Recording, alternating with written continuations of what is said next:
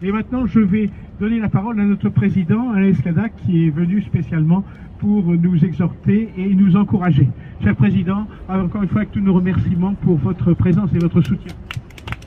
Merci professeur, merci chers amis, merci à vous d'être aujourd'hui rassemblés ici pour rendre hommage à Sainte-Geneviève.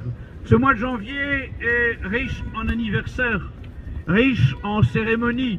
Nous avons fêté le 6 janvier l'Épiphanie, mais le 6 janvier nous fêtions aussi l'anniversaire de la naissance de Sainte Jeanne d'Arc. Aujourd'hui, nous sommes là pour fêter, pour rendre hommage à Sainte Geneviève. Et nous voulons faire le lien entre Sainte Geneviève et Sainte Jeanne d'Arc. Nous voulons aussi vous rappeler que cette année 2023 est le 1511e anniversaire de la mort de Sainte Geneviève et le 611e anniversaire de la naissance de Sainte Jeanne d'Arc. Ces deux saintes sont intimement liées dans la vie de la France catholique et dans la vie de la résistance de la France catholique face aux différents envahisseurs. Elles ont aussi des caractéristiques qui les rapprochent. Toutes les deux sont des vierges, toutes les deux sont guidées par leur foi, toutes les deux surtout sont là pour remplacer les hommes qui font défaut. Toutes les deux sont là, missionnées par Dieu, à un moment où les hommes ont déserté les remparts, où les hommes ne remplissent pas leur mission. Et on ne peut que répéter aujourd'hui encore ces paroles de Sainte Geneviève à l'époque où les Huns arrivent aux portes de Paris. Elle disait que les hommes fuient s'ils veulent, s'ils ne sont plus capables de se battre.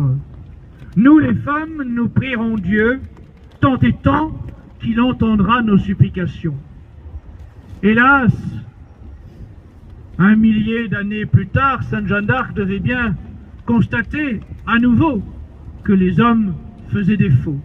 Et aujourd'hui, n'est-on pas également devant cette même situation où, hélas, cette société décadente, gendérisée, cette société où les hommes sont féminisés, où la mode est au transgenre, où les défilés militaires sont remplacés par des défilés LGBT, eh bien, cette société-là, bien sûr, elle n'est pas en mesure de faire face à la moindre difficulté, de faire face au moindre barbare, de faire face à la moindre invasion. Aujourd'hui, les similitudes sont nombreuses avec les situations qu'ont vécues Sainte Geneviève et Sainte Jeanne d'Arc. Mais les barbares ne sont plus les mêmes. Les barbares sont aujourd'hui, à bien des égards, très différents, multiformes. D'abord, il faut être conscient que les barbares d'aujourd'hui ne sont plus aux portes, ils sont à l'intérieur de nos murs. Les barbares aujourd'hui sont déjà dans la cité. Les barbares aujourd'hui, oui, ils ont différentes formes.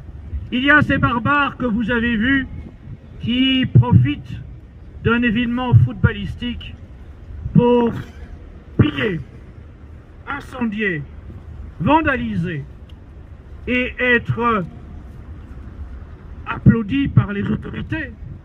Des autorités qui, lorsque des Français cherchent dans ces circonstances à réagir, ces autorités-là, eh bien, elles pointent du doigt les Français qui veulent réagir, mais elles ferment les yeux sur ces hordes barbares qui pillent, qui incendient, qui saccagent, qui volent.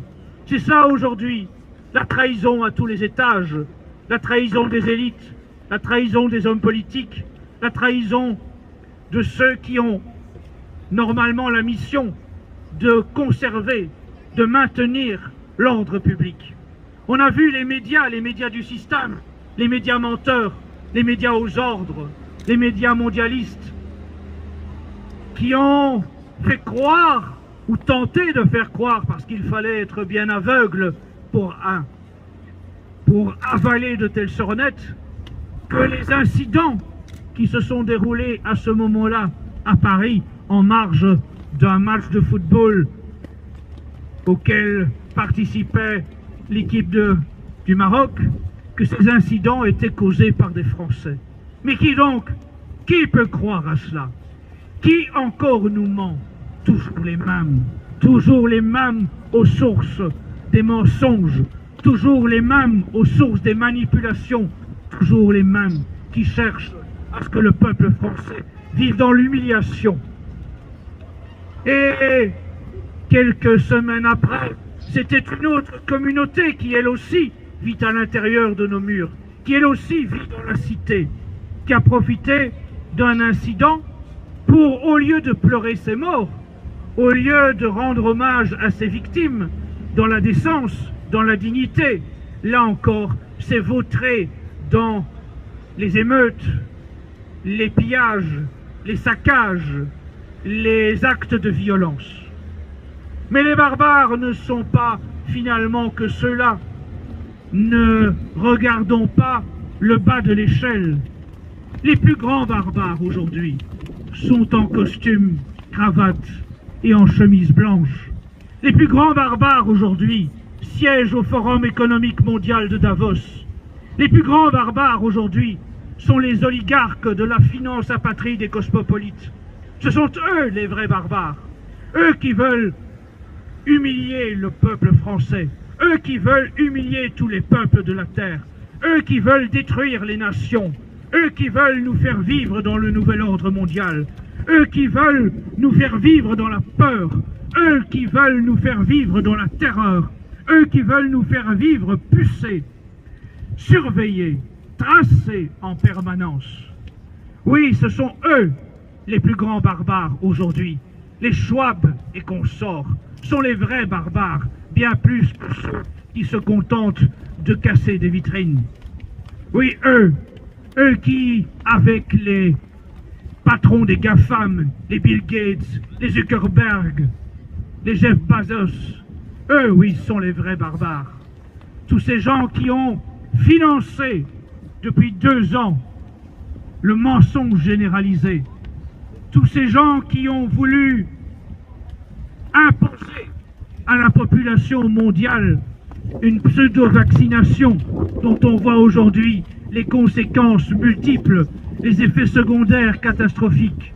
Ce sont eux les mêmes qui, aujourd'hui, nous imposent sous des prétextes tels que la guerre en Ukraine, ou le réchauffement climatique, ou la guerre énergétique, de connaître la misère, de connaître l'inflation, de connaître des pénuries orchestrées. Tout cela, c'est la manipulation organisée par ces vrais barbares en costume cravate qui siègent au Forum économique mondial de Davos, qui siègent dans des officines internationales comme le Bilderberg, comme la Trilatérale, comme le Club Le Siècle et tant d'autres officines internationalistes et mondialistes. C'est eux que nous devons considérer comme nos premiers ennemis. C'est eux qui sont ceux que nous devons avoir en tête comme les véritables coupables. S'il fallait un jour connaître un nouveau tribunal de Nuremberg, c'est eux qu'il faudrait mettre devant ce tribunal. C'est eux qui devraient être condamnés. C'est eux qu'il faudrait exécuter pour leur responsabilité insensée devant les cataclysmes que nous vivons depuis 2 ans. L'effondrement de notre civilisation, c'est eux qui l'organisent. C'est eux qui veulent nous mettre en coupe.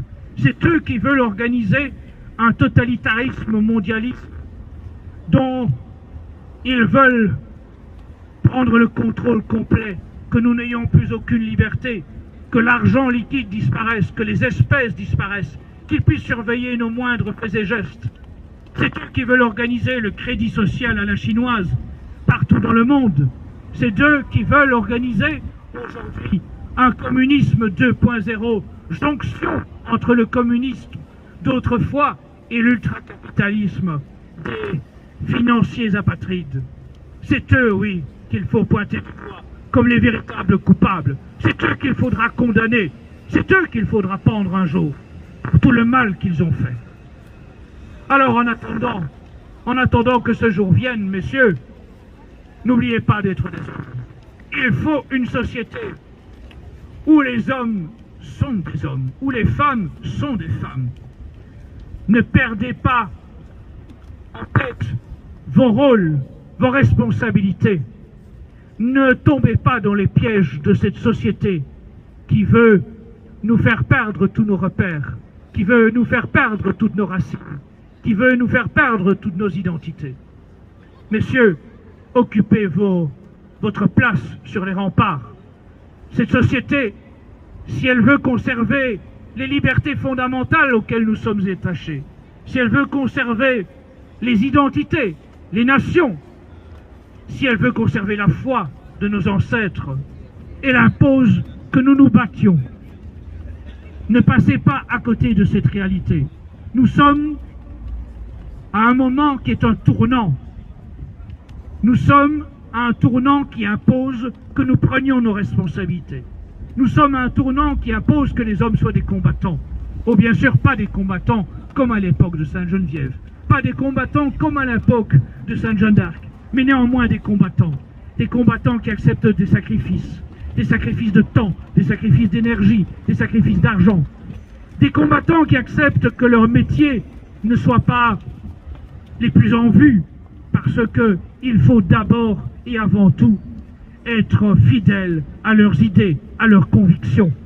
Aujourd'hui, il ne faut pas briguer les postes les plus avancés, les postes les plus rentables, les postes clés qui sont dépendants de toutes les règles imposées par nos adversaires. Non. Il faut, messieurs, que vous ayez des métiers dans lesquels vous pouvez vivre fidèles à vos convictions, fidèles à vos principes. Et c'est comme cela que vous pourrez tenir votre rôle dans la cité, que vous pourrez être des chefs de famille, que vous pourrez être des pères, que vous pourrez être des combattants, que vous pourrez maintenir, parce qu'il faut être et durer à un moment où la société se décompose. Et il faudra être présent au moment où il faudra tout reconstruire. Il faudra un jour tout reconstruire. Sur les ruines de ce nouvel ordre mondial, il faudra reconstruire la cité catholique. Et à ce moment-là, il sera impérieux qu'il reste des hommes fidèles, des hommes fiers de ce qu'ils ont, fiers de leur tradition, fiers de leurs ancêtres, fiers de leur foi, fiers de leurs coutumes. Soyez dignes de Sainte Geneviève, soyez dignes de Sainte Jeanne d'Arc, soyez dignes de tous vos ancêtres. Vive la France éternelle, vive le pays catholique, vive le pays réel.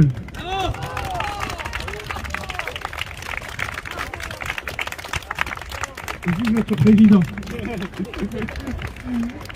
Bien, nous allons devoir conclure cette belle cérémonie et je suis encore une fois très heureux de tout ce que nous avons entendu, de tous ces... Ô Marie, ô Mère chérie, garde au cœur des Français la foi des anciens jours. Entends du haut du ciel le cri de la patrie, catholique et français toujours. Entends du haut du ciel le cri de la patrie, catholique et français toujours. Catholique